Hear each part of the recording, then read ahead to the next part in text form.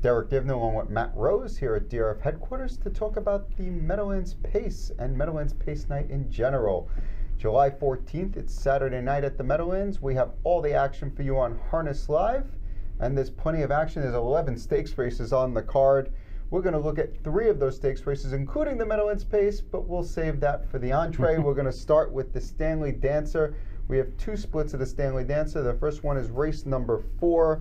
And we have a lot of these Hambletonian contenders getting ready for the big dance in August. Yeah, we have 2 splits of the Stanley Dancer Memorial, 3-year-old open trotters, and yeah, we're going to see a bunch of these Hambletonian hopefuls. First elimination, I guess the horse that we're going to be zeroing in on as the favorite and the deserving favorite is number 2 Wolfgang with Giwner driving for Jimmy Takter. I have a feeling you went a different direction, but he definitely deserves top billing from this spot. Yeah, there's no doubt he deserves top billing. He's missed a little time. He had a little bit of a minor surgery on one of his testicles, apparently. Interesting. And missed 3 weeks of training, but he qualified back super. I mean, if you watch the race, he did everything right. I spoke to trainer Jimmy Takter, and he was very pleased with it. He kind of, maybe said that he doesn't know if he's 100% yet, but, he says he'll be there for the Hambletonian, and I guess that's all that matters as far as that. But if you're wagering, it certainly matters how much of a percentage he'll be here, and I absolutely love number 1 evaluating this race. He had absolutely no shot from an outside post in the Beal, got parked out every way. All his other races were spectacular. I'm looking for a nice aggressive drive here and getting straight and narrow on that road to the Hambletonian. I can't fault you for liking Evaluate. I am going to stick with with Wolfgang. I saw enough in that qualifier last week at the Meadowlands with Jimmy Takter driving himself. And you were there in person. I was there in person.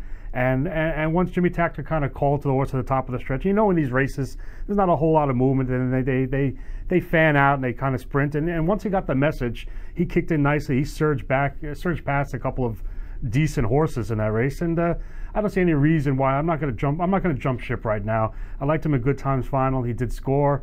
I think he's ready to go, and I think Giwner from this spot, it won't face a lot of opposition if he wants to make one move to the lead, and I don't see why he can't control this, and not 100%, not 100%. I still think he's good enough and talented enough to win this. Some other horses in the race worth at least mentioning. Number 5, Classic Hap, finally got on the win column there, and did it with a big mile, 51-1. Certainly a strong effort. Hat Trick Habit came up with a win in his first start for New Barn, Scott D. Domenico. Yeah, that's interesting, by the way. A second start now for Scott D. Domenico.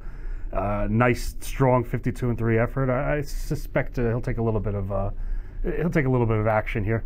All right, we'll move along, but Matt's going with number 2, Wolfgang, and I'm going with number 1, Evaluate, in the 4th race, 1st division of the Stanley Dancer. The 6th race is the 2nd division. They're also going for $181,000 here, and we have another 8-horse field, and it's going to be interesting to see who goes off the favorite here. You have last year's the divisional champion in 4th Dimension. You Do chased in a really fast mile last time, and Six Pack's been spectacular all year. Yeah, this was a very good race, a very strong race from top to bottom. Metz Hall making his first start of the year. I wasn't thrilled with that qualifier, finishing in third behind Wolfgang, but didn't look all that great. But we know his ability. 4th Dimension trying to get untracked here, I guess, as the Hambletonian's looming. Taekwondo and new Jimmy Takter horse with the Jordan Stratton driving, a solid close last week. Very well. It was a strong effort. Alarm Detector, bounced back with a solid quality. I mean, I can go all the way down, but I will go all the way down to the bottom of the list, and I will go right to 6-pack with Oki Svanstedt. We saw that just remarkable effort in defeat in the Beal final. We got used hard, pressed basically every step of the way, came up just short. I don't see the 8 post being a major problem here. We know Svanstedt likes to put him in play. I think he will get in play.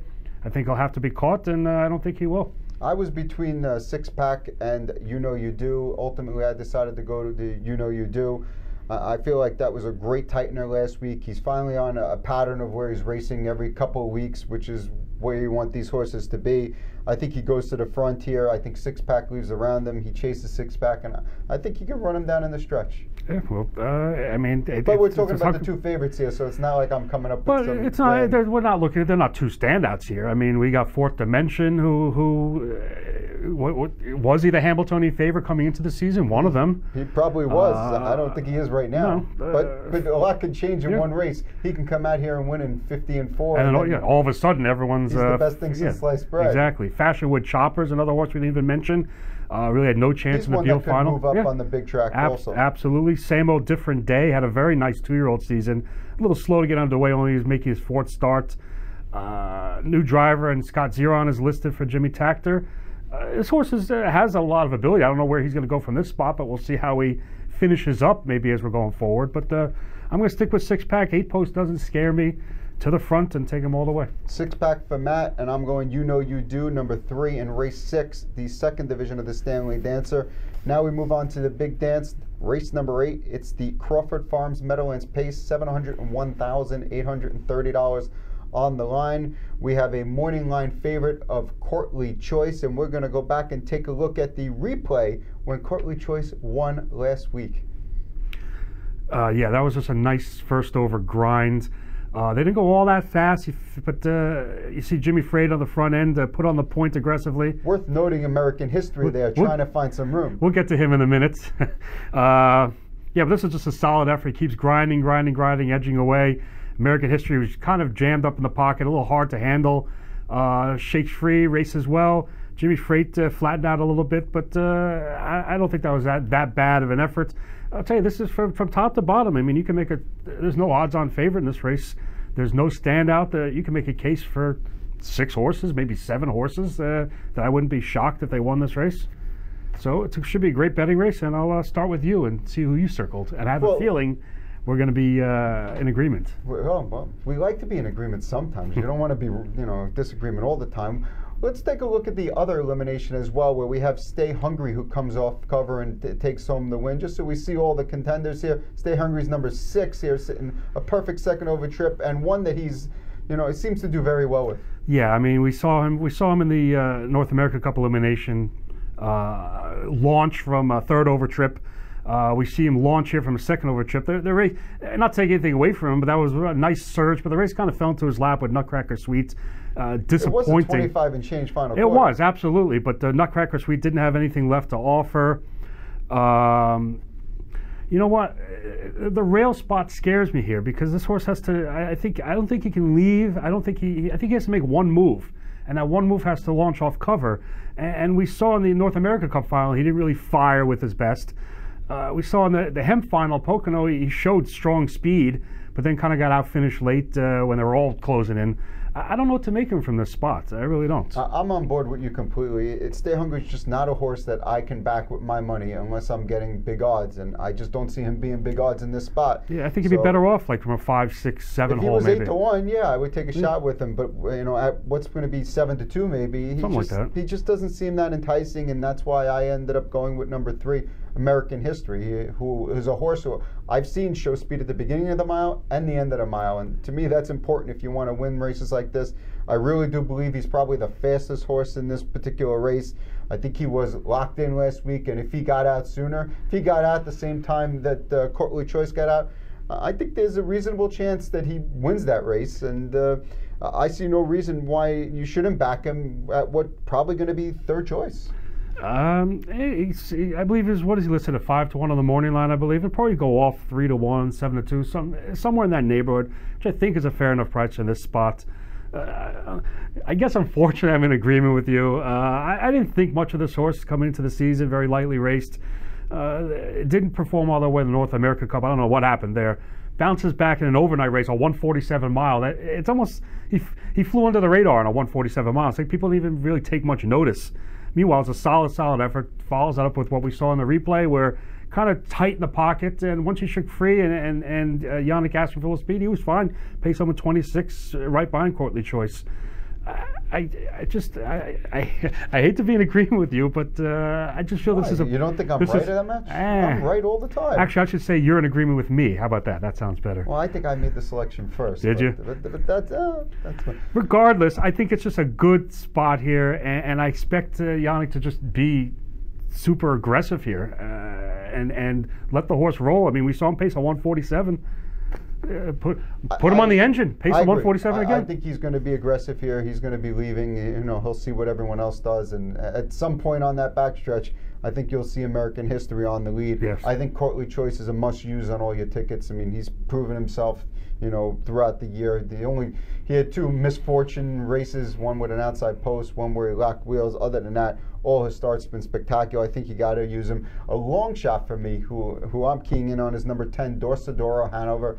I think from what I've seen, this horse is probably the fastest horse off the gate. Mm-hmm. Last week, he gunned off the gate in the elimination, and driver Matt Cayley said, this is elimination. Let me find the seat here. I'll make the final. I think you're going to see him, head on to the front, just like he did in the Hemp. And now with Lasix added, second time Lasix, maybe he takes him a little bit further. If they leave him alone and he can make the front and even end up sitting in the pocket, well, I think he's got a reasonable shot at 15 to 20 to 1. That's what I was going to say. Let's say he fires out, and I don't know who else can leave inside of him from the outside horses here. If he fires to the front, and as we discussed, American History Yannick or somebody else takes a shot and brushes, he's going to have to come up with a second move. I don't know if he has enough to show a second move, but certainly if you think he's gunning and firing, he's going to be a big price. Certainly include him on your tickets. But yeah, you're going to have to see a blast and probably a second move. Anyone else in the field you think can be involved here at what might be a price? I liked Nutcracker Sweet last week. I kind of disappointing effort. Was it 2 moved and had an easy time of it and gave way pretty readily. Now he picks up your favorite driver. Brian Sears, right back in the mix at the Meadowlands. Interesting President enough. of the fan club right here. In any event, thank you for embarrassing me slightly.